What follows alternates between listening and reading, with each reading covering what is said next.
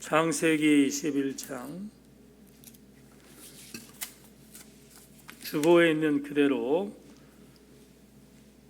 창세기 11장 10절부터 26절까지 말씀을 한 절씩 교독하겠습니다.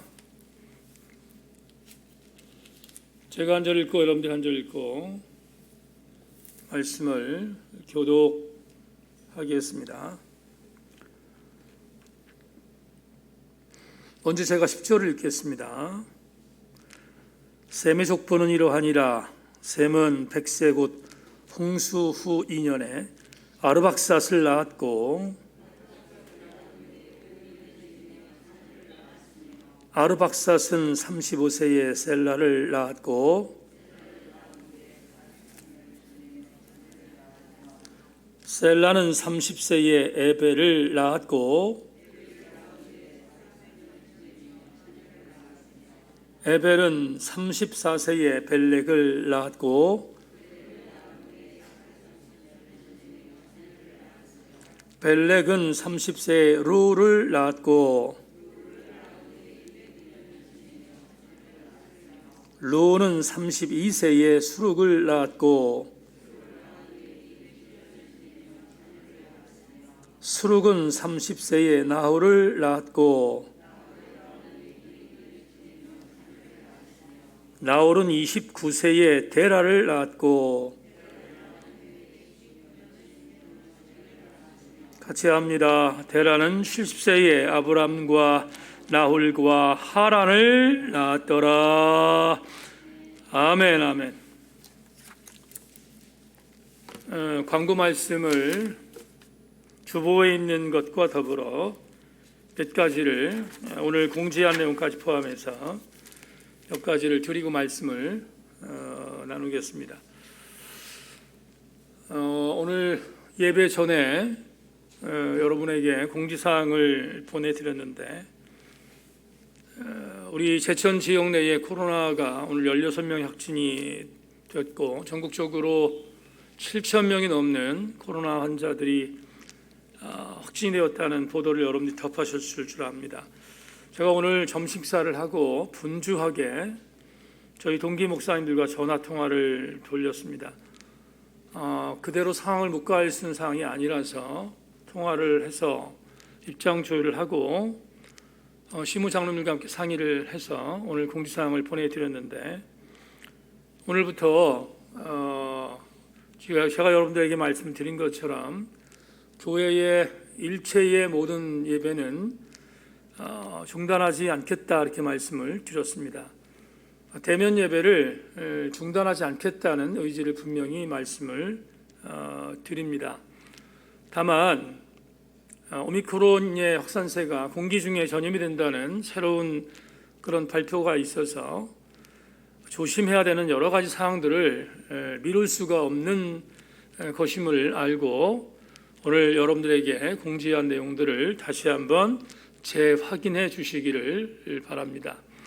대면 예배를 드리는 것을 원칙으로 하는데 그런데 비대면 예배도 열어놓겠다 하는 말씀을 오늘 여러분들에게 공지했습니다. 단 줌 예배로 나이 드신 교우들이 들어올 수 없는 사항들을 제가 인정하고 그동안 중단했던 유튜브 방송 실시간 방송을 오늘부터 다시 열겠다고 공지했습니다.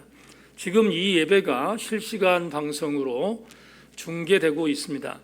줌으로 들어오셔서 예배를 드리면 함께 소통할 수 있는 예배가 되고 유튜브는 일방적인 방송이기 때문에 많이 제가 좀 생각을 했는데 아무래도 줌으로 들어오는 것은 어려우신 분들이 있어서 나이 드신 교우들을 위해서 유튜브 방송을 다시 열었다 하는 것을 여러분들에게 알려드립니다.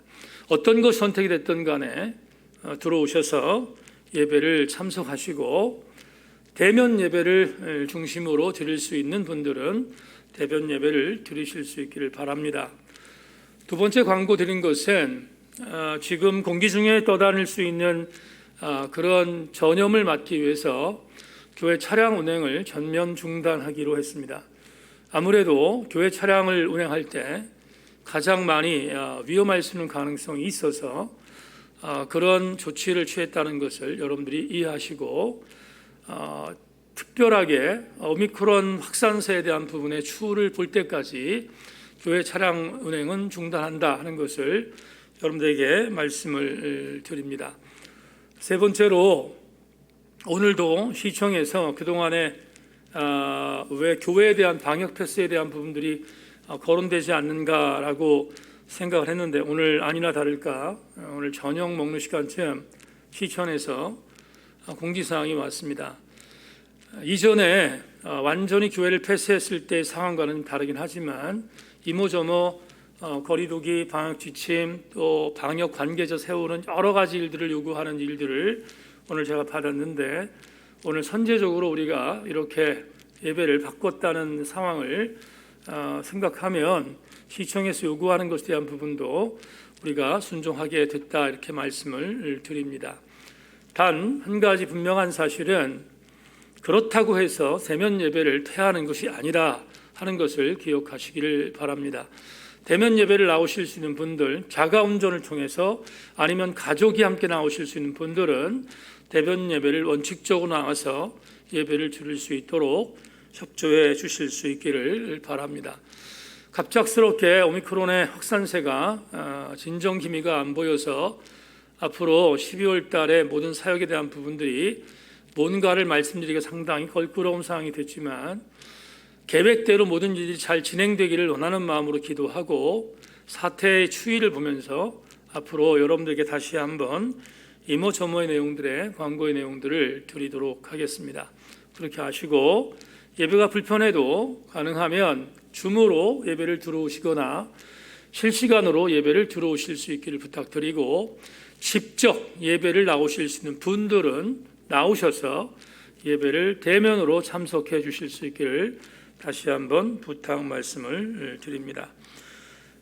지난 주일에 주보에 광고되어 있는 내용들은 여러분들이 잘 보시고 이 부분도 유동성이 없는 것이 아니지만 그럼에도 불구하고 특별한 일이 없으면 정말 특별한 일이 없으면 계획대로 진행할 예정으로 있는데 이 내용 자체도 성탄절 예배든 사무총회든 아니면 송구영신 예배도 그때 상황의 사태의 수위를 따라서 유기적으로 긴장하고 여러분들에게 다시 한번 말씀을 드리겠다 하는 것을 공지해 드립니다. 기억하시고 좀 민감하게 성도들의 건강보다 중요한 것은 없기에 성도의 건강을 잘 지킬 수 있는 지금 위기의 상황이긴 하지만 잘 지킬 수 있는 우리 교우들이 되시기를 부탁 말씀을 올려드립니다.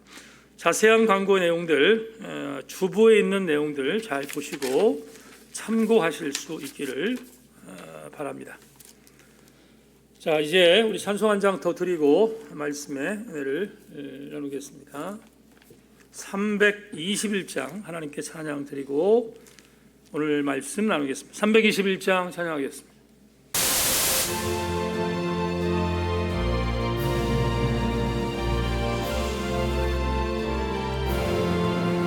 날 대속하신 예수께 내 생명 모두 드리니 진실하게 하소서. 내 구주 예수여 나 구주 위에 살리라. 내 기쁨 한량없으리. 내 갈 길 인도하소서. 내 구주 예수여 날 구원하신 예수를 일평생 의지하오니 날 영접하여 주소서. 내 구주 예수여 나 구주 위에 살리라. 내 기쁨 한량없으리. 내 갈 길 인도하소서. 내 구주 예수여 주 십자가에 달리사 날 자유하게 했으니 내 몸과 마음을 주의 쓰게 하소서.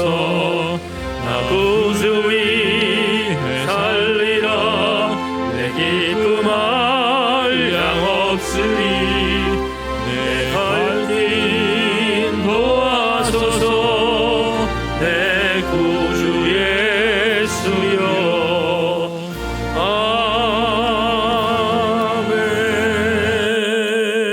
아멘. 하나님, 전반적인 상황들이 참 많이 힘들고 어려운 상황이지만 그럼에도 불구하고 예배는 중단될 수 없는 것임을 믿기에 사랑하는 교우들이 대면으로 비대면으로 예배케 하심을 감사드립니다.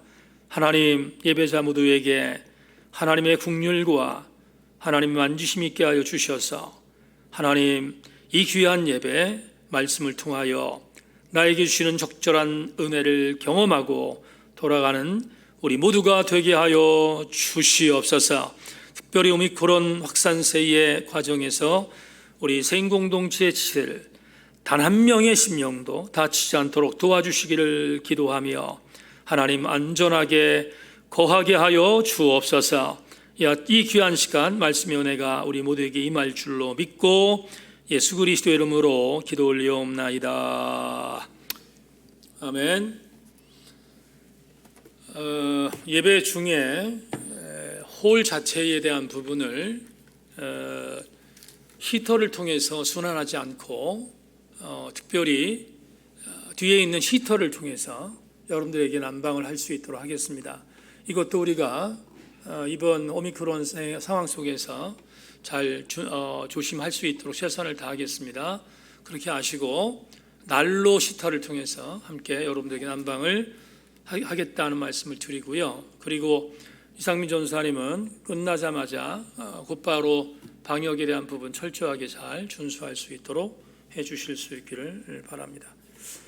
조금 민감하지만 그럼에도 불구하고 우리가 방역을 잘 해서 이번 고비를 잘 이길 수 있도록 함께 협조해 주시기를 바랍니다. 오늘 여러분과 함께 나눌 말씀의 제목은 왜 셈만이라는 제목을 갖고 창세기 44번째의 말씀의 은혜를 나누겠습니다.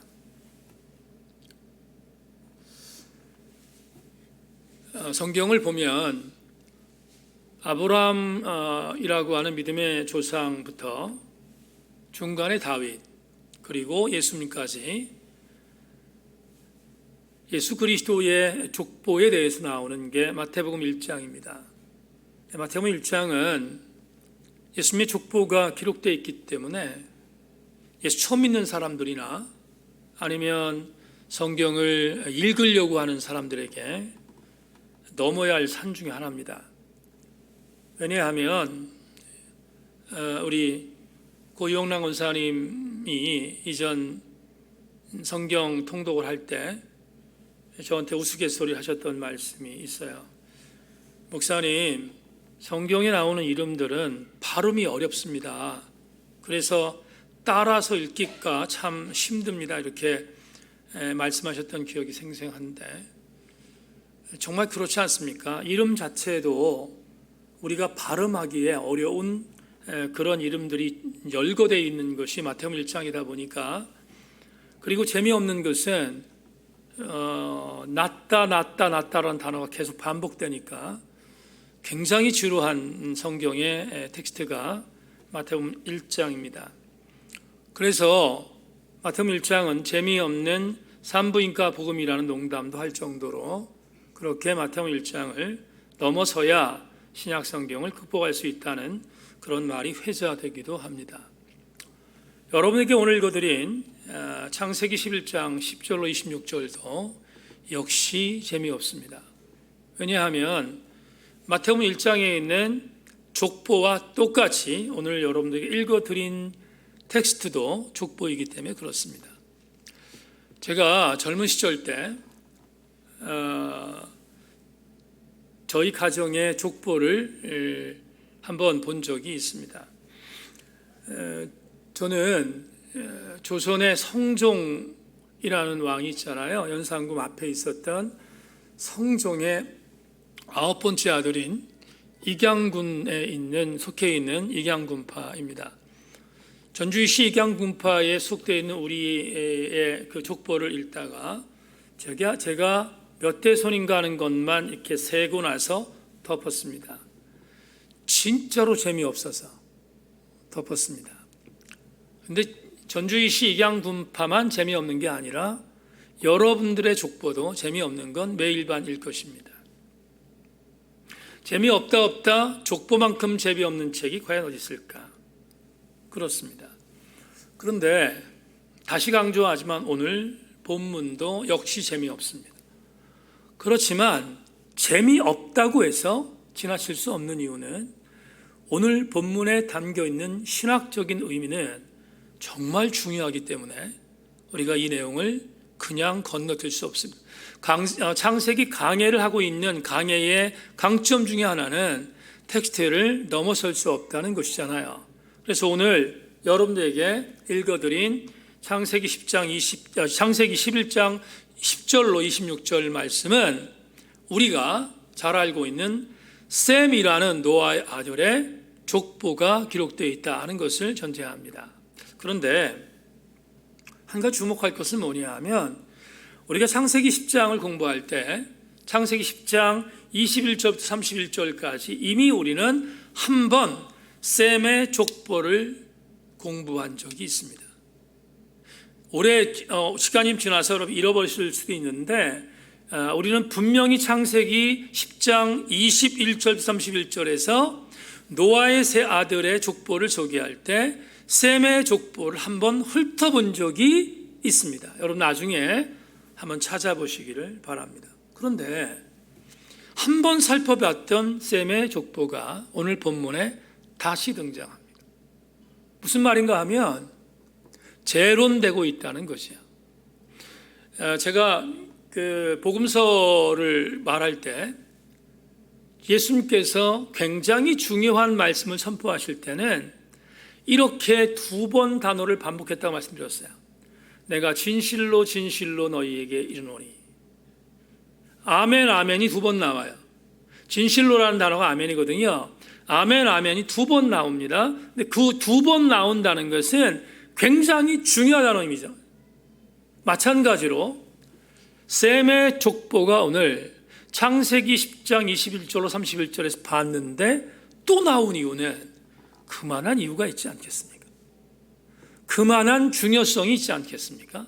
그래서 본문은 한 번 더 셈의 족보가 창세기 기자를 통해서 소개되고 있어요. 여러분과 오늘 창세기 기자가 왜 셈의 족보를 또 한 번 기록했는지를 간단하게 세 가지만 여러분과 함께 나누면서 은혜를 나눌까 합니다. 첫째, 자막 보죠. 창세기 기자가 셈의 족보를 다시 쓴 이유는 이스라엘이라는 공동체가 하나님의 주권적인 은혜 속에 선택되었다는 것을 알려주기 위해서예요. 이게 무슨 말인지를 지금부터 해석하겠습니다. 여러분 25절과 26절을 보십시다. 본문 25절 26절 보십시다. 데라를 낳은 후에 119년을 지내며 자녀를 낳았으며 데라는 70세에 아브람과 나홀과 하란을 낳았더라. 이 구절 오늘 셈의 족보의 가장 밑에, 이거 10대 손인데요, 셈으로부터 10대의 밑에 있는 자손이 나옵니다. 그 자손이 누구냐면 바로 아브라함이에요. 자, 이게 무슨 말인가 하면 지금 셈의 족보에서 누가 나왔는지를 보여주는가? 아브라함이 탄생했다는 거예요. 그걸 밝히고 있어요. 그러면 우리는 이미 알잖아요. 우리가 12장부터 공부하겠습니다마는 아브라함은 하나님께서 당신의 구속사를 이루시기 위한 도구로 선택한 주인공이잖아요. 특별히 우리가 주일날 보는 히브리서를 보면 히브리서 11장에 아브라함은 믿음의 조상이라고 일컬었거든요. 다시 말하면 믿음의 조상으로까지 칭송받았던 아브라함은 하나님께서 인류를 구원하는 구원사의 도구로 사용하셨던 존재거든요. 그런데 아브라함을 하나님께서 어떻게 선택했는지를 보여주기 위하여 셈의 족보를 오늘 소개하고 있는 거예요, 지금. 왜냐하면 아브라함은 조상이 셈이었기 때문에 그 셈의 족보를 오늘 훑고 있다, 이 말이에요. 또 한 가지 주목할 것은 10장에서 우리가 공부한 내용인데요. 여러분 다 잃어버렸을 것 같아서 다시 복귀하겠습니다. 셈이라고 하는 노아의 아들 중에 셈이라고 하는 족보의 4대손, 네 번째 후손입니다. 네 번째 후손에 아주 중요한 사람이 하나 나오는데요. 그 중요한 사람이 어디에 있는가? 본문 15절과 16절에 있어요. 자, 여러분 15절 16절을 자막 보시고 제가 읽겠습니다. 에벨을 낳은 후에 403년을 지내며 자녀를 낳았으며 에벨은 34세에 벨렉을 낳았고 에벨은 셈의 몇 대손? 4대손이에요. 왜냐하면 제가 다 읽지는 않았지만 셈으로부터 4대에 걸쳐서 에벨이 등장합니다. 에벨. 그런데 에벨이 왜 중요한가? 4대손 에벨이 왜 중요한가? 우리가 아까 제가 설교하면서 여러분 소개했던 셈의 족보가 처음 나왔던 창세기 10장에 에벨이 등장해요. 근데 그 에벨이 어떻게 등장하냐면 창세기 10장 21절에서 이렇게 말합니다. 셈은 에벨 온 자손의 조상이요 야벳의 형이라 그에게도 자녀가 출생하였으니. 여러분 창세기 10장 21절에서 에벨 온 자손의 조상이 셈이에요. 그러면 에벨이 왜 중요한가? 에벨이라고 하는 이 사람은 셈의 네 번째 후손이거든요. 네 번째 후손인데 에벨이라는 단어 때문에 중요해요. 에벨, 이 에벨을 제가 창세기 10장 설교할 때 인용했던 이학 교수님의 글을 다시 읽겠습니다. 여러분 자막 보세요. 에벨이라는 이름을 직역하면 걸어가는 사람으로 히브리어 이브라와 밀접하게 관련되어 있다. 이 단어는 이스라엘을 가리키는 고유한 명칭으로 사용되었다. 셈의 후손에게서 이스라엘이 탄생한 것을 암시하고 있다. 자 보세요. 셈의 4대 손이 누구? 에벨이에요. 근데 에벨이라는 단어는 이브라라는 히브리어에서 나온 단어예요. 근데 이브라가 뭐냐? 이브라에서 뭐가 나왔는가 하면 이스라엘이 나왔다 이 말이에요. 그래서 창세기 10장 21절에서 셈은 온 에벨의 조상이었다 했을 때 이 에벨이 뭐냐? 이스라엘이에요. 그렇다면 이렇게 적용할 수 있어요. 셈은 4대손의 에벨을 통해서 이스라엘의 선조인 걸 알려줬잖아요. 그런데 또 한 가지 굉장히 결정적인 증거가 나오는데 셈의 4대손이 이스라엘, 에벨이었어요. 에벨. 그런데 그 에벨의 6대손에 누가 나온다고요? 아브라함이 나온다. 그러니까 셈의 족보는 이스라엘의 구속사의 주류임을 우리에게 알려주고 있습니다. 이게 첫 번째의 은혜입니다. 그런데 오늘 여러분과 함께 꼭 짚어야 할 내용이 있습니다. 우리는 부인할 수 없는 사실이 하나 있어요. 뭐냐? 하나님께서 노아를 찾아오셨어요. 왜 찾아오셨는가? 우리는 노아에서 이런 정도의 정보를 얻습니다. 노아는 당대 의인이었다. 노아는 당대 의인이었어요. 악에서 예외인 사람으로 창세기 저자가 말하고 있습니다. 거기까지는 뭐 그렇다 칩시다. 근데 중요한 건 뭐냐? 그래, 우리가 100번 1000번 양보해서 노아는 의인이었으니까 하나님이 찾아오셨다 칩시다. 근데 노아의 아들 셈, 함, 야벳 중에서 셈의 계통을 통하여 하나님은 구속사의 족보를 탄생시키도록 선택하셨잖아요. 그러면 이런 질문을 해봐요. 어떤 질문? 하나님께서 셈에게 무엇 때문에 선택하셨을까? 성경을 이잡듯이 뒤집어 봐도 하나님께서 셈이 특별히 노아 아버지처럼 당대 의인이었다? 이런 내용이 없어요. 아무리 찾아봐도 나오지 않아요. 셈은 평범한 노아의 아들이었어요. 근데 아들이 3명이었잖아요. 셈, 함, 야벳이었다고요. 근데 함도 있고 야벳도 있고 제가 설교했죠. 함은 팔레스타인 지역에 살았다고요. 그의 후손들이. 그러면 오히려 팔레스타인 지역에 살고 있었던 함을 선택하는 것이 훨씬 더 유리했을 텐데 함은 제쳐놓고 하나님이 셈을 선택하셨어요. 셈을 선택하셔서 셈의 후손을 통해서 에벨이 나오고 에벨의 후손을 통한 이스라엘의 믿음의 수상이었던 누가? 아브라함이 나왔어요. 그러면 우리가 질문해 볼 수 있어야 되잖아요. 도대체 하나님은 셈의 어떤 점이 좋아서 셈을 선택하셨을까? 답 없습니다.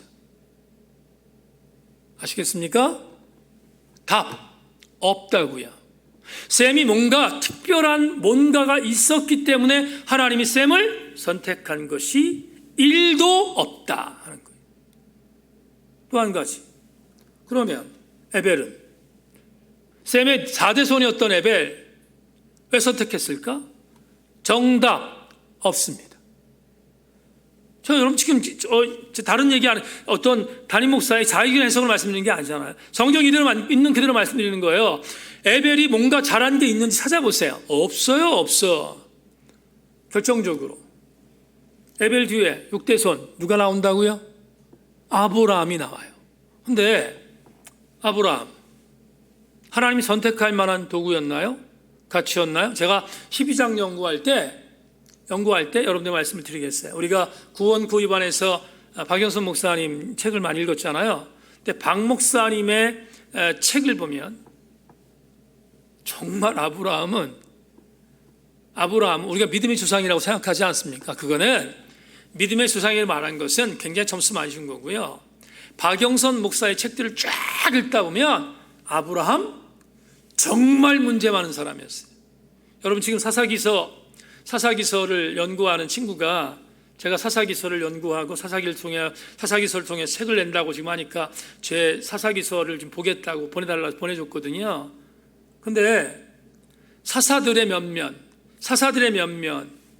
우리는 사사들 어떻게 봐요? 하나님이 이방 민족에게 고통당하는 이스라엘 백성들을 구원하시기 위해 만들어낸 선택한 하나님의 지도자로 보잖아요. 사사 하나님께서 선택할 만한 지도자였는가? 1도 없어요. 정말 엉망진창이에요. 여러분 삼손이란 사사? 삼손을 사사로 부르는데요.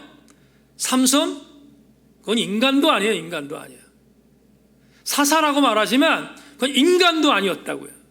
그런 사람 하나님께서 택해서 어쨌든 블레셋과의 전투에 이기게 하셨다. 여러분 보세요. 가만히 보면 이런 결론에 도달해요. 아브라함 나중에 보겠습니다. 선택할 만한 그릇이 아니에요. 근데 아브라함을 택했다고요. 셈, 에벨, 아브라함. 그 계보를 통하여 하나님의 구속사가 이루어지잖아요. 그러면 어떻게 해석할 것인가? 도대체 이 셈의 족보를 왜 2번이나 창세기 저자가 오늘 창세기에서 인용했을까? 결정적인 은혜가 있다. 단순히 족보를 소개하는 것이 아니라 이 내용이에요. 셈을 택한 것도 에벨을 택한 것도 아브라함을 택한 것도 그들이 잘나서가 아니라 하나님의 전적인 은혜였다 이 말이에요. 하나님의 전적인 주권의 은혜였다 하는 사실을 알려주기 위하여 오늘 셈의 족보를 처음으로 여러분 소개하고 있는 거예요. 그런데 이 내용을 이렇게 우리가 적용해야 돼요. 오늘 이 첫 번째 은혜를 우리가 이렇게 적용해야 돼요.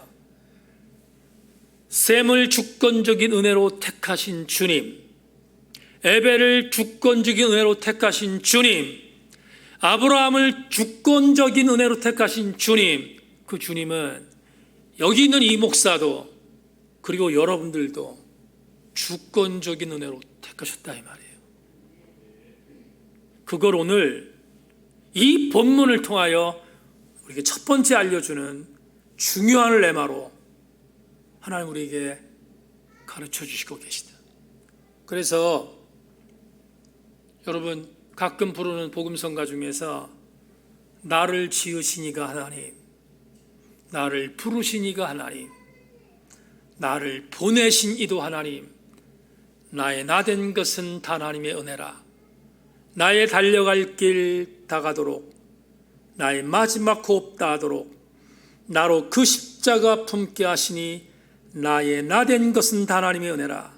한량없는 은혜, 갚을 길 없는 은혜, 내 삶을 애워선 하나님의 은혜, 나 주저함 없이 이 땅을 밟음도 나를 붙드시는 하나님의 은혜라는 찬송이 우리들의 고백이어야 할 줄로 믿습니다.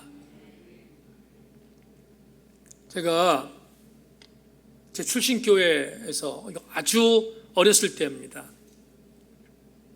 은혜 받고 거듭나고 은혜 받고 불렀던 찬송들이 몇 가지가 있어요. 하늘 가는 밝은 길이 정말 무지무지 많이 불렀어요. 제 출신교회 지하 기도실에서 거듭나고 신학을 하겠다고 결심을 하고 하나님의 은혜 안에 있었던 약 1년 동안 이 찬송 정말 무지무지 불렀어요. 하늘 가는 밝은 길. 왜 그랬는지 아십니까? 내일 주님 오실 것 같았거든요. 이 찬송 불렀어요. 그 다음에 나는 연약하오나 라는 찬양이 있어요. 나는 연약하오나, 우리 가끔 부르는 찬양입니다. 이 찬양도 제 출신교회 지하 기도실에서 수없이 울면서 불렀던 찬양입니다. 그래서 이 두 찬양을 부를 때마다 지금도 그때의 감격이 있습니다. 마지막 세 번째 찬양도 제가 은혜 받고 하나님 앞에 이 가사 때문에 수없이 울면서 불렀던 찬양이 하나 있습니다. 사랑이 구주를 죽게 했네, 왜 날 사랑하나, 겸손히 십자가 지시었네, 왜 날 사랑하나, 왜 날 사랑하나, 왜 날 사랑하나, 왜 주님 갈보리 가야 했나, 왜 날 사랑하나. 오늘 이 찬송의 가사가, 신앙의 고백가 주권적인 하나님의 은혜를 받은 자가 두려울 자는 것을 믿고 우리 모두와 함께 이 은혜 안에 젖는 저와 여러분 되기를 주님의 이름으로 축원합니다. 두 번째, 오늘 쌤의 족보를 통해서 우리에게 주시는 또 하나의 은혜가 있습니다. 그것은 하나님께서 노아에게 약속하신 언약을 이행하셨음을 알려줘요. 그게 무슨 말인지 주석하겠습니다. 여러분, 우리가 이미 봤던 창세기 9장 1절을 여러분들에게 읽어드리겠습니다. 상황 보십시오. 하나님이 노아와 그 아들들에게 복을 주시며 그들에게 이르시되 생육하고 번성하여 땅에 충만하라. 한 장 더, 창세기 9장 7절. 너희는 생육하고 번성하며 땅에 가득하여 그 중에서 번성하라 하셨더라. 노아의 홍수가 끝난 뒤입니다. 여러분, 테바에서 나온 뒤에 무지개 언약을 보여주시면서 번성해라, 내가 다시는 물로 이 백성들을 심판하지 않을 거야, 번성해라, 그리고 생육하고 땅에 충만하라 하는 약속을 주셨어요. 하나님의 약속입니다. 그런데 여러분 아시는 것처럼 노아는 홍수를 지낸 뒤에 하나님께서 600세 홍수를 만나게 하셨잖아요. 그런데 홍수를 지난 뒤에 350년을 더 살도록 노아에게 은혜를 주셨어요. 그래서 노아의 총 향유 연수는 950세임을 우리는 공부했습니다. 자, 그런데 950세까지 산 노아에 대한 부분을 놓고 창세기 9장 28절 29절 여러분 한번 보십시오. 창세기 9장 28절 29절 이렇게 말합니다. 홍수 후에 노아가 350년을 살았고 그의 나이가 950세가 되어 죽었더라. 그러니까 350년을 더 살게 하셨고 950세 죽었다는 것이 성경적인 증언입니다. 그런데 시간이 없어서 다 말씀드릴 수 없는데 셈의 계보, 오늘 셈의 족보입니다. 셈의 족보에 대한 부분을 여러분 10대까지 쫙 보면 오늘 본문 10절부터 26절까지입니다. 쫙 보면 10대까지 연수가 몇 년이냐? 320년이에요. 그러니까 셈부터 데라까지 그 연수가 총 320년이라고요. 그러면 우리는 대단히 놀라운 것을 알게 돼요. 뭘 알게 됩니까? 이걸 알게 돼요. 여러분, 아브라함이 탄생했을 때 노아가 살아 있었어요. 이해하셨습니까? 지금 셈으로부터 시작해서 아브라함 연수까지가 320년이라고요. 그런데 하나님께서 노아에게 향유하도록 만든 연수를 몇 년 더 주셨다고요? 350년을 주셨다고요. 그러면 아브라함이 탄생할 때 노아가 살아 있었다니까? 놀라지들도 않아. 왜 그랬을까요? 우연일까요? 그럴 리가요. 하나님은 노아에게 내가 너에게 약속한 번성하라, 충만하라, 그리고 땅을 정복하고 더 많은 자손들을 통하여 번성하라고 하는 하나님의 약속이 이루어지는 것을 보여주셨단 말이죠. 하나님의 속성은 우리 인간과 다른 게 있습니다. 뭐가 다른가? 하나님의 속성 중에 인간과 다른 것은 신실하심입니다. 하나님은 당신께서 인간에게 약속하신 것을 변개하지 않으셔요. 하나님은 당신께서 인간에게 뭔가를 약속하신 것이 있으면 그 인간의 약속하신 것을 반드시 지키시는 분이시다 이 말이에요. 여러분, 우리가 잘 아는 성경 중에서 민수기 말씀 한 구절 여러분들에게 읽어드리겠습니다. 민수기 23장 19절 아주 굉장히 우리가 익숙하게 알려져 있는 말씀인데요. 이렇게 말씀합니다. 하나님은 사람이 아니시니 거짓말을 하지 않으시고 인생이 아니시니 후회가 없으시도다. 어찌 그 말씀하신 바를 행하지 않으시며 하신 말씀을 실행하지 않으시랴. 하나님은 절대로 시건하지 않습니다. 하나님은 인간의 약속하신 언약을 이루시는 분입니다. 데라를 통하여서 아브라함을 낳게 하신 그때까지 노아를 살게 하셔서 노아에게 약속했던 것들이 이루어지는 것을 보게 하셨던 하나님, 신실하신 하나님, 시건하지 않는 하나님인 것을 믿습니다. 여러분, 다시 한번 강조합니다. 구약만 그런가? 그렇지 않습니다. 신약만 그런가? 그렇지 않습니다.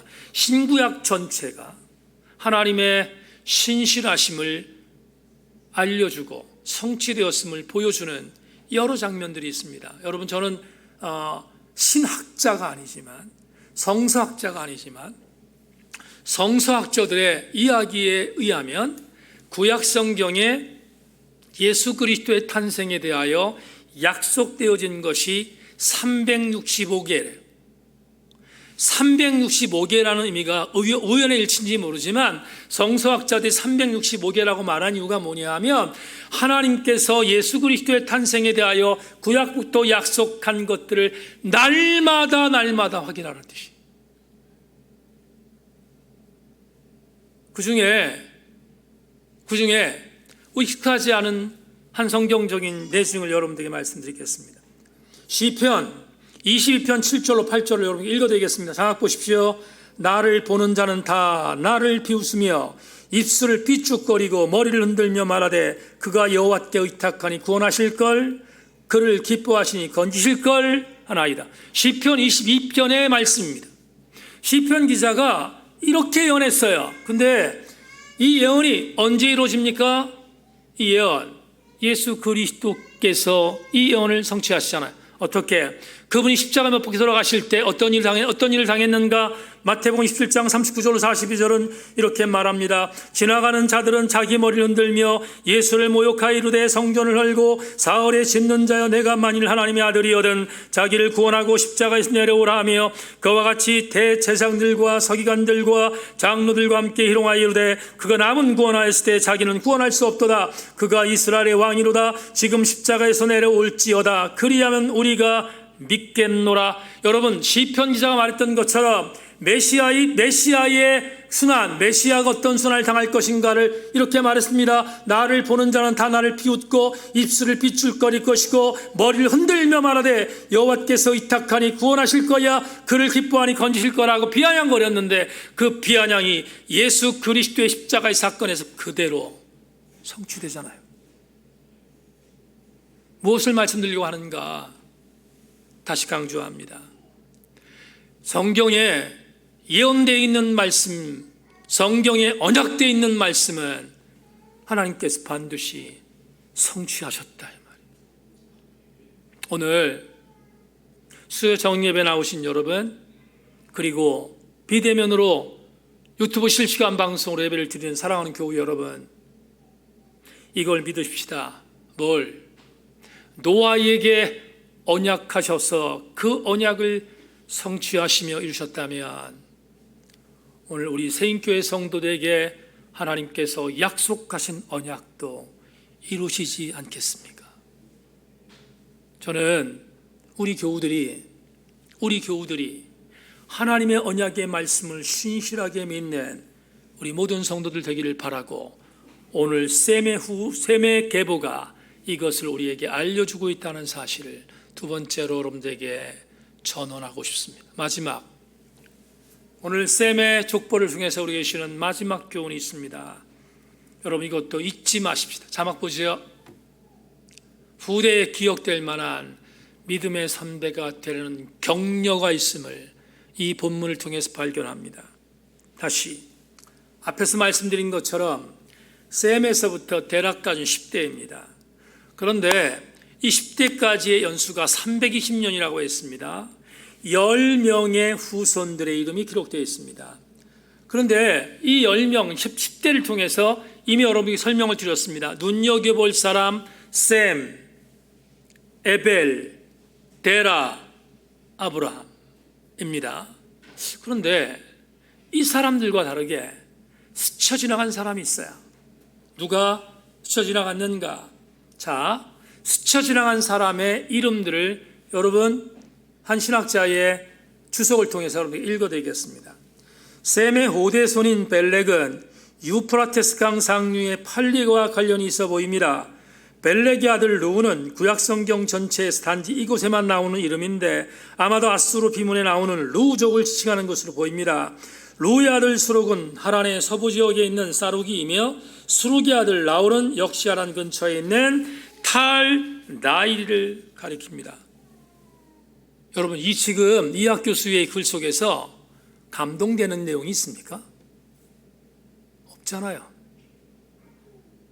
하나도 없잖아요. 어디 살았다? 누구였을 것이다? 그게 전부예요. 또 한 가지, 이들의 이름은 여기 말고 성경에서 등장하지 않아요.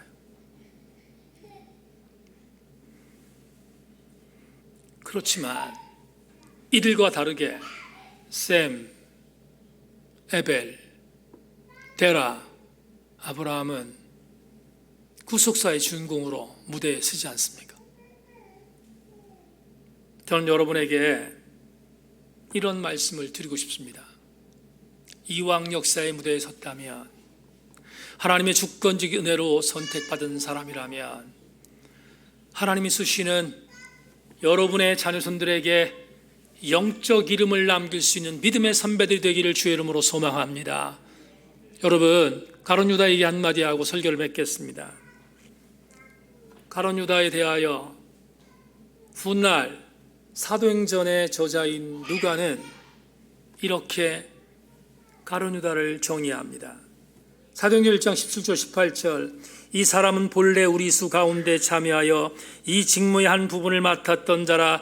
이 사람이 불의의 싹스로 밭을 사고 후에 몸이 곤두박질하여 배가 터져 창자가 흘러 나온지라. 누가라고 하는 후배가 가룟 유다를 기록한 게 뭡니까? 여러분, 나무에 떨어져서 배가 터져서 죽었다가 가룟 유다의 역사입니다. 그런데 당시 인권적으로 짓눌렸던 한 여자를 주께서 이렇게 말씀합니다. 마가복음 14장 9절 내가 진실로 너희에게 이르노니 온 천하에서 어디서든지 복음이 전파되는 곳에는 이 여자가 행한 일도 말하여 그를 기억하리라 하시니라. 베다니 시몬의 문둥병자 시몬의 집에 들어가셔서 식사하실 때 향유 옥합을 갖고 한 여인이 들어와서 그 옥합을 깨고 예수께 붓습니다. 베드로, 시몬은 물론이거니와 제자들은 탐탁지 않았습니다. 이 엄청난 돈, 특별히 가룟 유다 같은 존재는 이걸 팔아서 가난한 자에게 나눠주라고 비난까지 합니다. 근데 주님이 이 여인에 대해 뭐라고 말합니까? 시몬의 집에서 너희들은 내가 들어올 때 발 닦을 물도 주지 않았다. 근데 이 여인을 지금 너희들이 비난하고 있다. 주께서 반전하십니다. 그러지 말아라. 그러지 말고 이 여인의 이 사건은 너희가 어디를 가든지 이 여인을 기념하고 전하라 라고 말합니다. 사랑하는 교우 여러분, 가룟 유다가 될 것인가?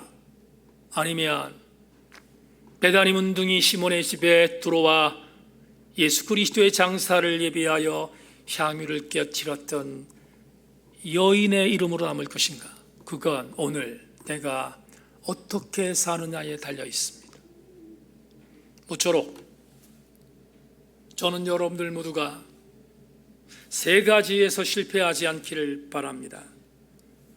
하나님의 주권적인 은혜로 택함받은 여러분들이여, 은혜에 감사하기를 축원하고 하나님의 신실함을 통하여 구원받은 우리 모든 성도들은 하나님께서 언약하신 신실함을 믿는 하나님의 승리하는 주인공 되기를 축원하고, 마지막 세 번째, 여러분들도 여러분의 믿음의 후손들에게 여인처럼 이름이 기억날 만한 믿음의 선배로 여러분의 삶을 살아갈 수 있기를 주님의 이름으로 축원합니다.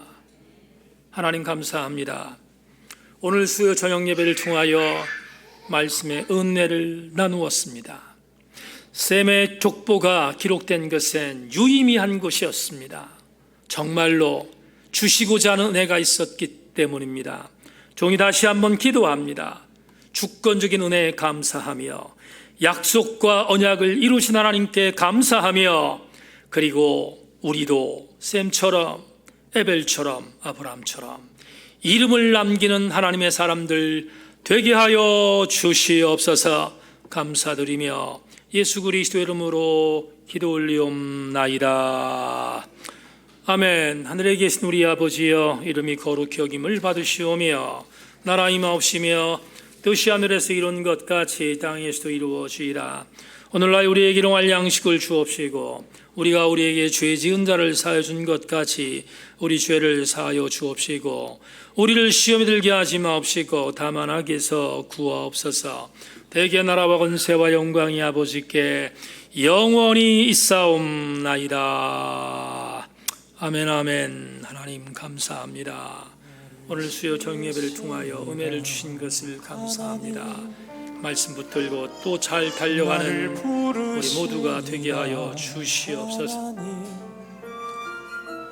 나를 보내신 이도 하나님, 나의 나 된 것은 다 하나님 은혜라 나의 달려갈 길